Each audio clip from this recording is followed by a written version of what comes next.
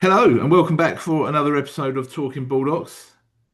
This episode, 26, because Matt likes me to announce it like that. And You weren't high pitched enough with the 26. no, um, yeah. So my name's Neil Baldock. I think you're, Yeah, I am. I can confirm Matt Baldock. and this is Talking Baldocks.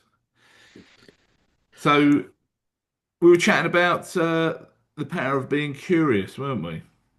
Well, yeah, and just asking questions for the sake of asking questions' sake, and if you're actually doing anything with that information. So, if I, the kind of tenuous link we live in this world on LinkedIn where, you walk and buy a sausage roll from the shops, and that leads you to a masterful business plan. Mine today was going to an onboarding session for Grayson, my baby, and your nephew, your youngest nephew, at the nursery.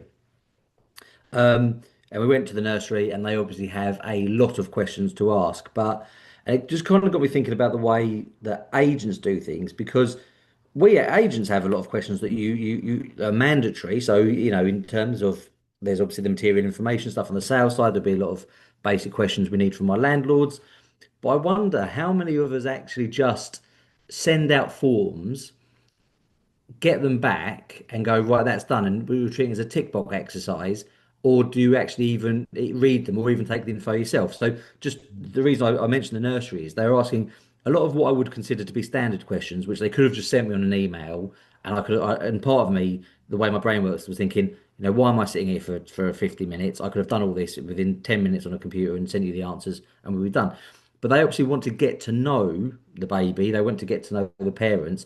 And so it is things like dietary requirements, what kind of nappies does he use, what time does he go to sleep. But she was actually asking the questions and writing the answers down so that she actually knew what she was going to, so she kind of took the answers in a little bit more, right? Mm, mm, And then before we left, the lady taking all the questions, she's not going to be the one that's with Grayson all the time. So she then introduces to the lady that would be working with Grayson. And again, that's a little bit like an agency. The lister is in someone's living room, but then if the agency is doing the viewings, the owner very rarely actually meets the people that have got a key to their house and are shown out. They give it to one stranger, as mm. Claire Yates has a very good piece on this, but they give it to one stranger who then gives the key to other strangers, and they never meet them. So that just kind of got me thinking as I do about agency. And I just wondered, out there, how many people are just sending out forms for the sake of sending out forms, but not actually digesting the answers and not actually then really knowing what they're selling. Mm. Yeah, it's a very interesting point. I mean, Thank you. I don't think I'm going to start asking landlords what they'd like for lunch and what time they'd like me to put them to bed. But I think you're right. We do. There's information we need to carry out our job, and then there's information that we probably want. Because we actually, the more information we've got, the more we know how we can help the clients as well. So. Yeah, I mean, sorry, sort of the analogy and the example of you using the nursery is making me laugh really because But imagine if you did know what your landlord or your seller's favorite dinner was or favorite lunch was. well, yeah, I Um, mean, if I and, and turned then up with you hear about a new restaurant opening up. So they go, oh, my favorite's Thai. And then you hear about this new independent Thai restaurant turning up in the town, and you just ping them a quick text or a quick email or a phone call, even and say, hey, just did you know that's opened up? no, it's not that. It's just I've got visions of the inventory clerk turning up and I'm sort of putting the landlord to bed and giving them a bottle, but I have to tell the inventory clerk to keep the noise down. But yeah, no, you're absolutely right. I mean, what a brilliant way to be able to surprise your client and delight them and, turn up with their favorite sandwich or something like that.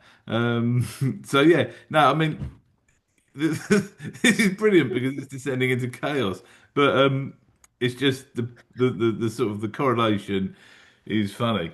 But the point behind it is completely correct. The point behind it is good, but now I don't think I can do it because now all I've got visions is you with a massive bottle. Amazing. No, not you rocking anyone to bed, just you being bottle fed. Oh God, this is gonna Yeah. This is gonna be You the put with the baby's bonnet on. this is gonna be the worst podcast episode we've ever done. This is But truly talking Bulldogs. yeah, well, that's the whole point of it. But yeah, no, you are right. I mean, if you knew your clients were really interested in wine, uh, because you were there onboarding them and you saw they had a huge wine rack, and rather than just ignore that, you opened up a conversation about it, or you saw they had a collection of craft beers or pictures on the wall of them playing a certain sport and whatever else. I think you're right. We need to get to know our clients a bit more personally. I mean, we always say people start as a customer and then they become a client and then they become a friend. So we kind of try and take them on that journey as much as we can. Yeah, Um, yeah, you're right. Gary V's got a brilliant video on this, a really old video from when he used to do his wine library days. And I can't remember if it was someone that bought wine off him or somebody that complained. But anyway, they literally looked the guy up on Facebook, saw he was, I'm sure it was a New England Patriots fan, went on eBay, bought some very cheap but something signed by Tom Brady, and basically either with the order or with the apology, rather than just being like, "Oh, here's a voucher," they sent this signed article, and they said this customer was then a customer for life. mm, Um, and so, I mean, listen, we've all got social, so we could stalk our clients, but yeah, asking the questions. And as you say, it's a personal thing, right? If you're selling a property for somebody, you're going to have a relationship with them for let's say 9 months. I think on average now it's 2 months to find a buyer, and it could be up to 7 months for that bloody deal to go through. So 7 to 9 months, you've got an actual relationship with this person. So you have to keep it professional, and it is sometimes it's difficult acting for a friend or acting for a family member because you've got to have tough conversations with these people. Um, but yeah, you are forming, you're spending the best part of a year with somebody for a very emotional part of their life. So you should get to know them a bit. And if you can find some mutual ground on which to discuss, then that always makes things a lot easier. no, definitely. But also, it will benefit you as a business because that nursery weren't asking those questions for the sake of asking them. They're asking them because they need to know, what the baby's needs are and kind of, for his own welfare. But of course, if they can deliver those things, then you'll keep him there. So therefore, it's good for their business. And it's similar with our clients. It's like, if someone was telling you they were struggling financially, you could just gloss over that, or you could say, "Well, look, do you mind me asking why? Because I might have a few solutions to that." Mm. And by asking it that way, they can either say, "Well, yes, I do mind," and that's their own choice, or the likelihood is they'll probably say, "Oh, well, I'll just be honest, like my mortgage costs are so high and my tax costs and blah blah blah." At which point you can turn around and say, "Well, look, if I can help you with that, would you be interested?"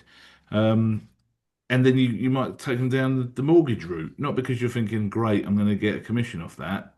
The end result is you might do, but because you're thinking, well, actually, if I can help the client to retain that rental property, or whatever the situation is, then it's good for the client. So, what I'm saying is, it also benefits the business.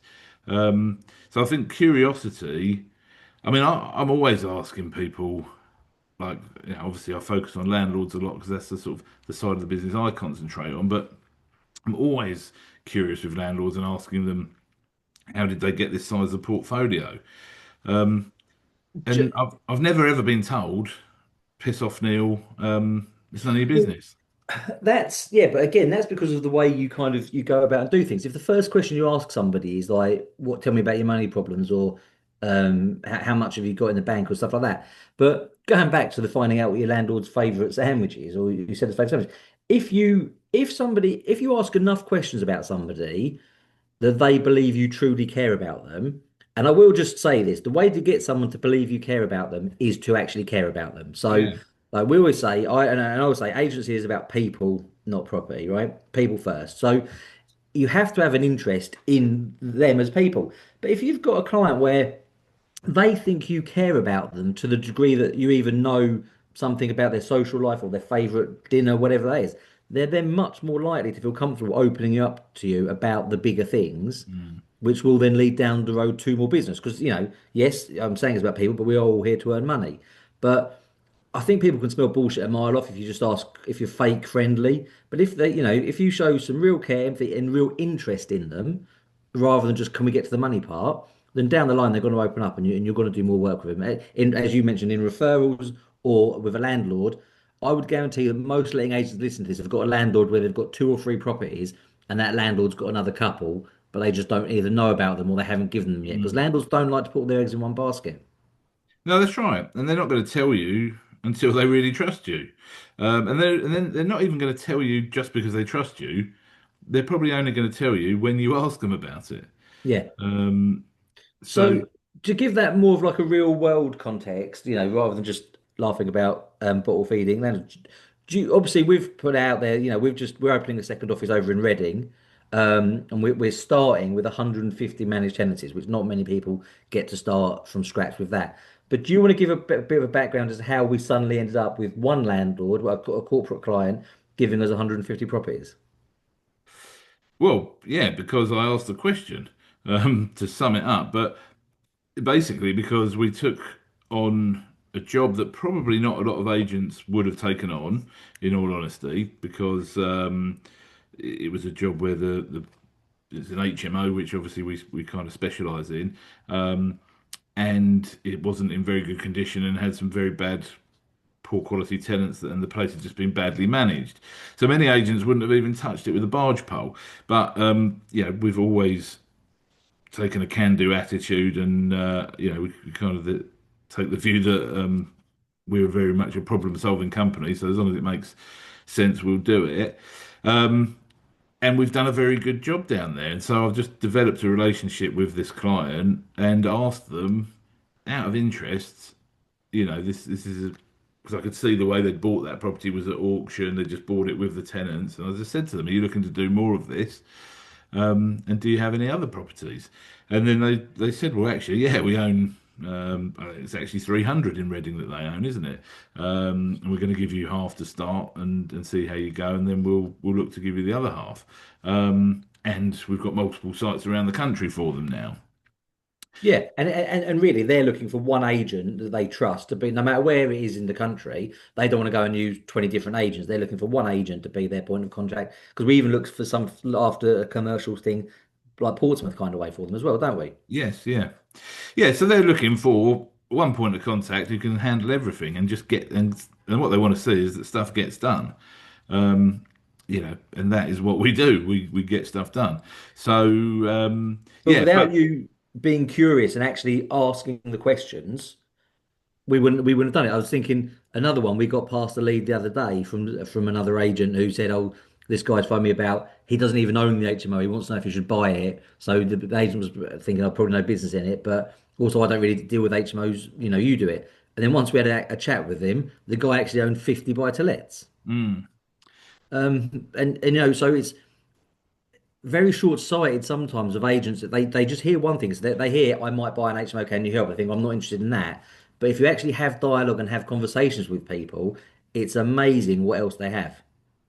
well, definitely. And it's just actually it's only come into my head as we're talking about it, but it's just normal consumer behaviour and being a salesperson.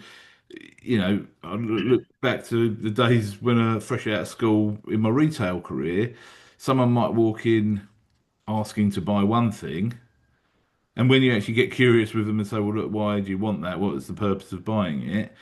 They say for that, and you say, "Well, actually, that's not the right thing for you." So you end up selling them something completely different to what they came in for because it was the right, because what they were looking for wasn't the right thing. And you might, if you're curious enough, you might say, "Well, do you need anything else for that trip you're going on, or what the case is?" And then all of a sudden, they say, "Well, actually, yeah, I was about to go so and so place and get this." And you say, "Well, did you know we do that as well?" So you've got to ask questions, and people aren't ever going to just walk in and just go, like, "Sell me everything." Here's like, do you know what I mean? People aren't just going to walk in and give you Yeah, all the opportunities in the world. You've got to you've got to be curious and be interested and speak to people and find out about them. exactly. And so just kind of bringing it back where I did want to get to before we descended into chaos. Just with agents, really. So my belief is there's a lot of agents. Well, there's a lot of agents not collecting material information, which isn't ideal. But there's a lot of agents just collecting it as a tick box exercise. And it's all well and good collecting info, but it's what do you do with it? So I spoke to a CRM recently, and they were showing me how clever they were, and you've got this automation, it collects all the material information. I said, oh, that's great, but what happens with it from there? And they said, well, no, nothing. You've done your bit. You've completed your due diligence. And I was like, yeah, but what do you actually do with that information? And she said, well, I don't know what you mean. And she actually said, all the agents I've shown this have loved it. And I said, well, I don't think those agents are very clever then, because there's no point just doing it just to say I've done it and then the info sits there in a box. So, we use Catini, and what they do when they collect the information, they then convert it into the TA forms. So then all of a sudden we have legal protocol forms ready to go. So once we have a sale, rather than the solicitor having to send them out, someone fill them in, then they go back, then they go over to the other side, we've literally got them and we can say, right, here's your sales memorandum and here's your TA form. So, we're shaving some time off the conveyancing process. Um, but even further than that, the customer admittedly fills them all in themselves. So when we get the form back, I say to my team, read these forms, have a look at it. I mean, Coutinho again, do, and we are fans of them. I'm not ashamed of saying that, but they break it down into more manageable bite-sized chunks. But I actually say read it. And then the other thing we do is if it's me or the sales manager in the living room, presenting, realistically and honestly, I'll go and do the valuations, but I'm not going to go and do the viewings. But Mm. I'll let the owner know that. But then I will send the sales team to see the property. So if it's empty, the owner knows they've seen it at least. Or if it's not empty, the owner gets to meet them. And I will always do an email introduction to the whole sales team saying, like, I'm handling the marketing now, but these people are going to take over. This is their individual email addresses. For ease, you can all get more of this. And this is what they do. And then so the guys and the girls, they actually know what they're selling, that they've seen it, they can answer questions, but the owner also knows who's dealing with their property. Mm. And that's the thing I would urge, if you're out there and you're kind of feeling really good about yourself because you're collecting material information, I would really urge you to take the next step and say, what are you doing with that? So are you actually making it useful? And are your team actually aware of what that says? Yeah, yeah, definitely. Yeah, it's just a case of briefing people properly, isn't it? And taking the time to pass on information. So, like when we onboard a new rental property, we send out an email called the new to market, and it goes out to the whole team and says this is the property coming on, this is the price, is it furnished, all the normal information you need. But if the landlord's then told us something specific, we'll also include that on there, so the whole team, knows that information, so they're not asking them questions that someone else has already been told. And that just shows your customer that you're listening, because there's nothing worse really than them saying, "Oh, well, I told Neil this," or "I told Matt that," Yeah. and then no one else knows it. Um, but it's easily done, isn't it? It's just actually taking an interest and recording the information and then passing it on. Yeah, and if you do that at the very start, the owner they'll then that's where the trust element comes in. And so if down the line you have to have a difficult conversation, so if you have to look at changing the price, or you have to recommend a different buyer or a different tenant, or different terms, whatever it is, the owner's more likely to trust your judgment on that because you've built up that element of trust at the start. So if you're in someone's living room and you say, I'm going to send you these forms. The team are going to read them, and then they're going to come and look at the property.